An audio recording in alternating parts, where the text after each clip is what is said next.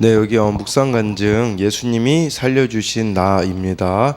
저는 늦은 나이에 야간 신학교를 다닐 때 아내를 만났습니다. 그리고 예수 믿는 가정은 행복이 넘치고 하나님의 축복도 가득하리라 생각하며 결혼했습니다.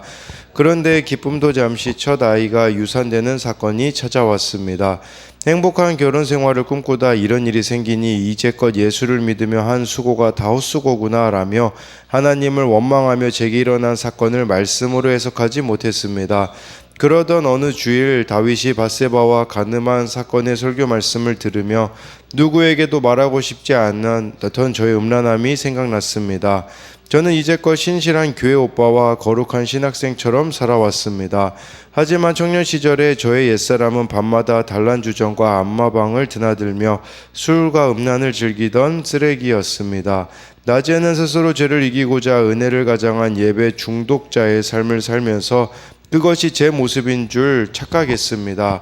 이렇게 저는 저의 거룩을 위해 사명을 다하고 간 첫 아이 덕분에 저의 죄를 보게 되었습니다. 술과 음란, 인정, 물질 중독으로 언제든 또다시 넘어질 수 있는 나는 본성 자체가 100% 죄인이구나 하고 인정되니 예수님이 나를 위해 십자가 지신 은혜가 아니고는 살 수 없는 존재임을 깨닫고 분수령적인 회개를 하게 되었습니다. 그 주님은 제가 죄의 종에서 벗어나 새 사람으로 부활하는 경험을 하게 하셨습니다.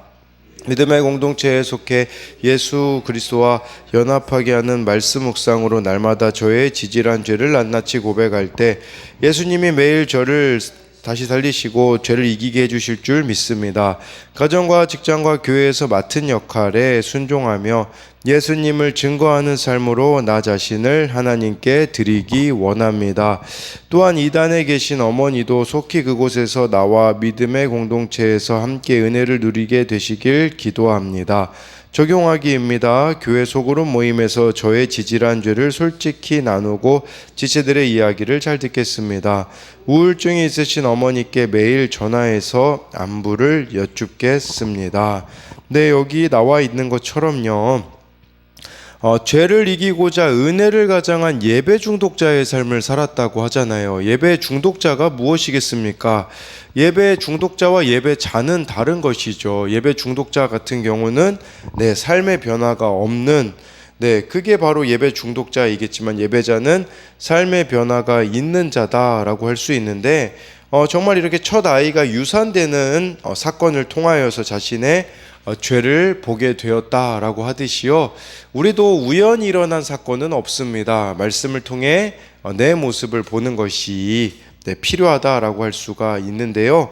오늘은 로마서 6장 1절부터 14절인데요. 1절에 그런즉 우리가 무슨 말을 하리요? 은혜를 더하게 하려고 죄에 거하겠느냐라고 말씀해 주고 있습니다. 은혜가 넘치는 것, 이것은 죄가 더할수록 은혜가 넘친다는 말씀이 바로 전 말씀에 있는데 잘못 해석하면 죄를 많이 지어야 은혜가 크다라고 생각을 하는 거죠. 아닙니다. 죄를 많이 깨닫는 만큼 은혜가 넘칩니다. 우리는 죄를 많이 지어야 뭔가 은혜가 넘치는 게 말이 안 되는 게 무엇이냐면요. 우리는 이미 죄인이기 때문에 죄를 지어야만 깨달을 수 있는 게 아닙니다. 하나님 앞에서 어쩔 수 없는 죄인이라는 것을 내가 깨달을 때 그때 넘치는 은혜가 임한다라는 것을 기억해야 한다라는 것이죠. 그러니까 죄에 거하여서 은혜가 더하는 게 아니라 은혜 가운데 거하면 죄에 대하여서 크게 깨달아진다라는 것이요. 그러면 저와 여러분들에게 필요한 것은 무엇이겠습니까? 은혜 아래에 있는 거예요. 은혜 아래에 있다라는 것을 어렵게 생각할 필요 없습니다. 은혜의 자리로 늘 내 자신을 던지면 되는 겁니다. 은혜의 자리가 어디 있겠습니까? 예배의 자리가 은혜의 자리고 말씀과 기도의 자리가 은혜의 자리가 아니겠습니까? 그 자리로 나아갈 때야만이 죄에 대한 민감성을 회복할 수가 있다라는 것을 기억해야 됩니다. 그렇기 때문에 나 자신을 모르고 자신의 죄에 대하여서 모르면 우리 인생은 헛수고이자 헛일이라는 것을 기억해야 한다라는 것이죠. 1절에 대한 적용도요. 죄 없는 사람이 아니라 죄를 더욱 깨달아가는 것이 성화의 과정이고 넘치는 은혜임을 알고 있습니까? 제가 항상 말씀드리지만 회개는요, 죄를 많이 지은 사람이 하는 게 아니라 정말 매일 하나님과 친밀하게 살아가려는 자들이 더 많은 회개를 한다라는 거. 그렇기 때문에 성화의 이 과정에 우리가 있다라는 것은 하나님과의 친밀함을 통해 죄에 대하여서 더 깨달아지고 회개 가운데 나아가는 것임을 알아야 하는 것이죠. 2절에요. 그럴 수 없느니라 죄에 대하여 죽은 우리가 어찌 그 가운데 더 살리요. 은혜가 넘치기 위하여 죄를 많이 짓는다는 건 말이 안 된다라는 것을 말씀해 주고 있어요. 이미 우리는 예수님을 믿음으로 죄에 대하여 죽은 자가 되었기 때문이라는 것입니다. 정말 예수님이 나의 죄를 위하여서 십자가에서 죽으셨다라는 그 사실을 우리가 믿는다면요, 이제는 더 이상 죄 가운데 살 수 없다는 것입니다. 왜냐하면 내 죄 때문에 예수님이 죽었다는 것을 알기 때문인 것이죠. 이것을 모르던 시절에는 마음대로 죄를 지었지만 정말 예수님이 나의 죄를 위하여서 십자가에 죽으셨다는 사실을 믿으면 어떻게 우리가 그 죄악된 삶을 반복해서 살아갈 수 있겠느냐라는 것이죠. 그래서 2절에 대한 적용도 금욕적인 생활로 내가 죄를 이기려고 하진 않습니까? 여전히 죄를 짓고 있지만 그럼에도 죄에 대해 죽은 자임을 믿습니까? 그렇다면 이제 우리는 죄에 대하여 죽었다면 어떤 삶을 살아가야겠습니까? 3절부터 5절까지를 보면요, 무릇 그리스도 예수와 합하여 세례를 받은 우리는 그의 죽으심과 합하여 세례를 받은 줄을 알지 못하느냐? 그러므로 우리가 그의 죽으심과 합하여 세례를 받음으로 그와 함께 장사되었나니 이는 아버지의 영광으로 말미암아 그리스도를 죽은 자 가운데서 살리신 것 같이 우리로 또한 새 생명 가운데 행하게 하려 함이라. 만일 우리가 그의 죽으심과 같은 모양으로 연합한 자가 되었으면 또한 그의 부활과 같은 모양으로 연합한 자도 되리라 라고 말씀해 주고 있습니다. 바울은 이 세례를 통하여서 이제 죄에 대하여 죽은 자가 어떻게 살아야 되는지 말씀해 주고 있는데요, 세례라는 것은요, 우리가 이 세례 의식이 있잖아요. 이 세례라는 것은 내가 죽는 것을 말하는 겁니다. 내가 정말 이렇게 죽고 예수님과 함께 사는 삶의 시작을 세례라고 할 수가 있는 것이겠죠. 중요한 것은 여기 이제 4절 말씀에 보면 이렇게 세례를 우리가 예수님의 죽으심과 합하여 세례를 받음으로 함께 장사가 되었다고 하는데요, 바울은 고린도전서 10장에요 이 세례를 이스라엘 백성들이요 그 애굽에서 출애굽할 때 마지막에 그 홍해를 건너지 않습니까? 홍해가 갈라져서 이렇게 거기 그 사이로 걷잖아요. 그런데 그 홍해를 걷는 것을 바울은 이스라엘 백성들이 세례받았다라고 표현을 합니다. 그리고 그 홍해가 이스라엘 백성들이 다 건너는 어떻게 됩니까? 다시 이 바다가 갈라진 것이 합쳐져 가지고 애굽으로 돌아가는 길이 막히잖아요. 이게 세례라고 바울은 표현을 했어요. 무슨 말이냐? 우리가 예수님과 함께 산다, 예수님과 연합한다면 이제는요 애굽과 같은 세상으로 옛 모습으로 돌아갈 수 없다라는 것입니다. 이게 바로 세례라는 것이라고 할 수가 있는 것이에요. 그래서 5절 말씀에 또 보면 이제는 우리가 예수님과 연합한 자가 된다라고 하잖아요. 연합한 자라는 것은 예수님과 같이 죽고 예수님의 부활과 같은 모습으로 살아나는 것을 뜻하는 것인데, 우리가 예수님과 연합했다면 이 땅에서 어떻게 살아야 될까요? 그것은 바로 예수님과 같이 죽는 겁니다. 그 예수님의 죽으심이 무엇입니까? 우리에게는 자기 십자가를 지는 삶이다 라고 할 수가 있는 것이에요. 그렇기 때문에 저와 여러분들이 삶 속에서 참고 인내하고 죽어져야 될 십자가가 있다라는 것을 기억해야 됩니다. 그리고 날마다 내 자신을 죽이는 거예요. 그래서 사도 바울이 나는 날마다 죽노라 라는 이런 고백을 하지 않습니까? 내가 죽어야지만 내 안에서 그리스도께서 사시기 때문이라는 것입니다. 그래서 이것에 대한 적용도요, 자꾸 애굽 세상으로 돌아가려고 하는 모습이 있지는 않습니까? 말씀과 기도로 날마다 죽어지고 있습니까? 6절부터 8절까지를 보면요, 우리가 알거니와 우리 옛사람이 예수와 함께 십자가에 못 박힌 것은 죄의 몸이 죽어 다시는 우리가 죄에서 종노릇하지 아니하려 함이니 이는 죽은 자가 죄에서 벗어나 의롭다 하심을 얻었음이라. 만일 우리가 그리스도와 함께 죽었으면 또한 그와 함께 살 줄을 믿노니 라고 말씀해 주고 있습니다. 네, 우리 옛사람이 예수님과 함께 십자가에 죽었다고 하고 있습니다. 6절에서요. 그렇다면 이것은 무슨 말이겠습니까? 예전 모습으로 돌아가면 안 되는데 그 예전 모습이 어떤 모습입니까? 본성대로 살았던 삶을 살아서는 안 된다라는 것을 말씀해 주고 있는 것입니다. 이제는 우리가 어떻게 해야 됩니까? 8절에 예수님과 함께 죽었으면 예수님과 함께 살아야 된다라는 것이겠죠. 예수님과 함께 죽는다라는 거 어떤 게 있겠습니까? 우리 인생에도 수치스럽고 괴로운 사건들이 수없이 일어나죠. 그러면 우리가 정말 죽을 것 같죠. 그러다가도 말씀을 보면 살아나는 것인데 이게 바로 기적 같은 은혜라고 할 수 있어요. 즉, 이 예수님과 함께 죽고 예수님과 함께 산다라는 것은 우리의 인생 가운데 삶 속에서 어떤 사건 속에서도 예수님과 연합하려고 하는 것이죠. 그렇게 연합하려고 하면 이렇게 잘 살아날 수 있다라는 것을 말씀해 주고 있는 것입니다. 그래서 6절부터 8절에 대한 적용도 십자가에 못 박아야 할 나의 옛사람은 무엇입니까? 죽을 것 같은 순종, 죽을 것 같은 거절을 해야 할 일이 있습니까? 이것은 저와 여러분들이 예수님과 연합하려고 하면요, 정말 해야 되는 죽을 것 같은 순종과 죽을 것 같은 거절이 있다라는 거죠.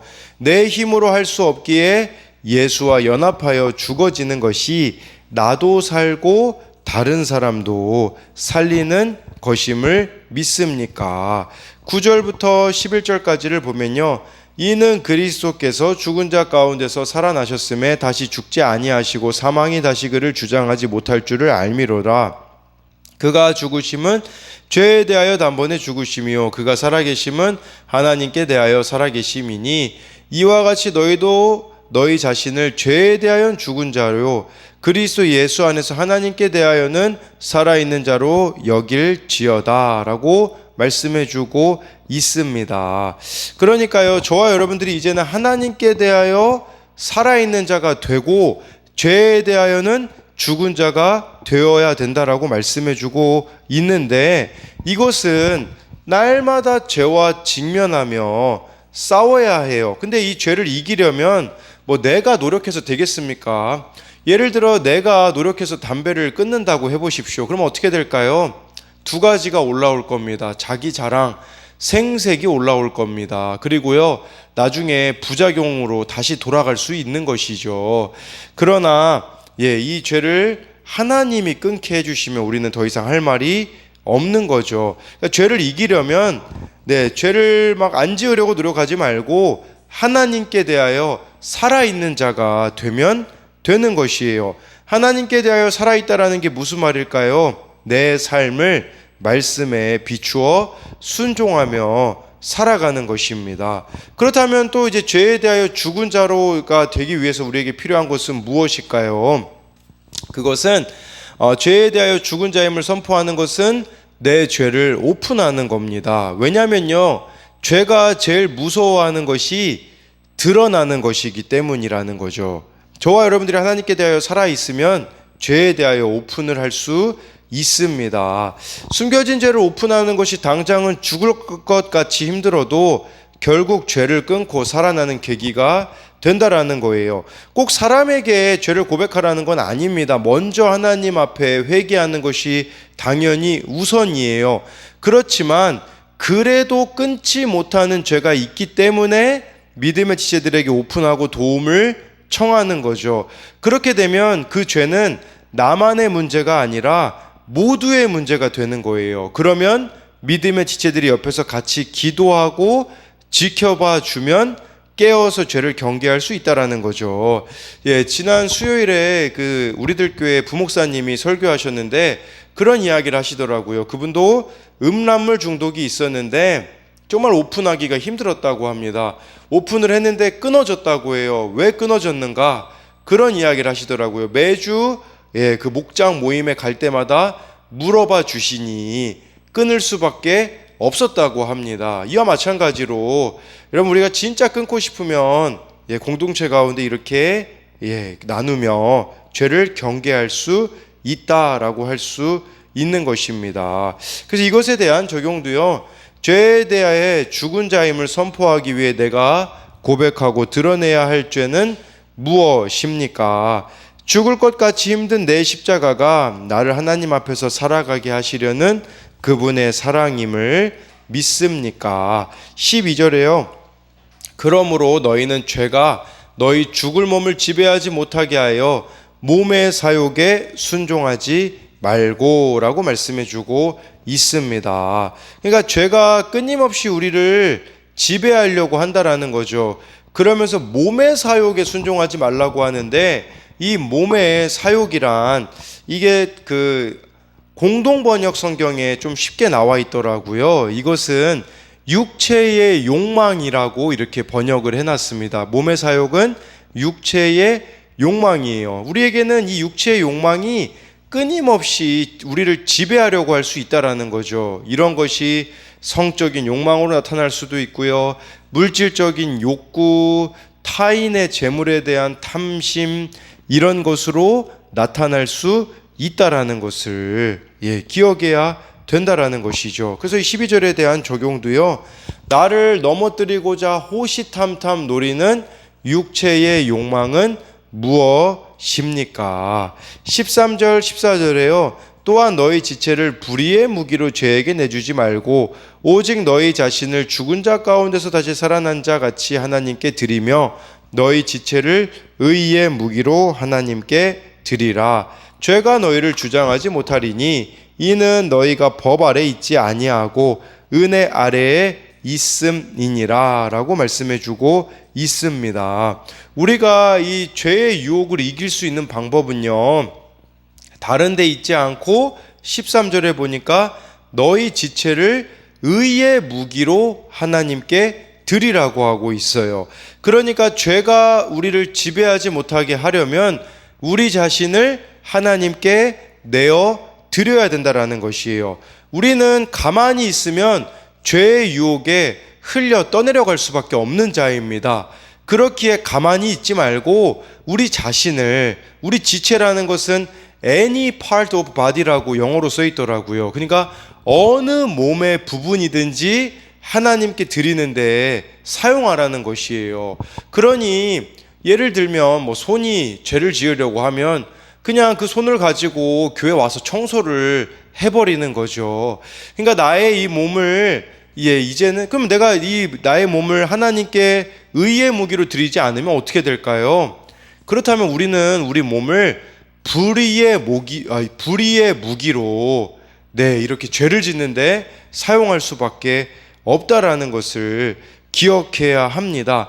여기 의의 무기로 하나님께 드리라는 것을 이제 영어 성경으로는 completely to God이라고 해서 완전히 바치라는 뜻이에요. 그러니까 우리의 몸을요, 머리끝부터 한 부분도 빠짐없이 전부 하나님 앞에 드리도록 해야 된다라는 것이겠죠. 그러니 그렇게 되면 어떻게 될까요? 14절에 죄가 너희를 주장하지 못할 것이다.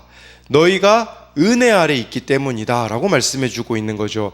하나님께 내 자신을 드리는 게 바로 은혜 아래 있는 것임을 기억해야 합니다. 그렇기 때문에 우리가 하고 있는 것이 큐티 아니겠습니까? 하나님께 내 자신을 드리기 위하여서 정말 이렇게 말씀 앞에 나아가는 것이겠죠. 어떻게 하면 내 시간을, 내 삶을 하나님께 더 내어드릴 수 있을까에 대한 이 고민이 있다면 우리는 죄의 유혹이 아니라 하나님의 다스림, 성령의 다스림을 받을 수가 있다라는 것이죠. 그렇기에 내 손과 발, 입과 귀로 말씀을 적용할 때 하나님이 베푸시는 은혜를 경험할 수 있게 되어지는 것입니다. 그래서 마지막으로 이것에 대한 적용은 내가 죄의 지배를 받지 않고자 내 지체를 움직여 하나님께 드려야 할 최소한의 순종은 무엇입니까? 오늘 말씀을 따라 내가 할 수 있는 손과 발이 가는 적용은 무엇입니까? 저와 여러분들이 말씀을 깨달았다면 이제는 그것을 의의 무기로 드리는, 하나님을 위하여 손과 발이 가는 적용을 하고 이렇게 삶의 실천으로 이어내는 저와 여러분들이 되기를 소망합니다.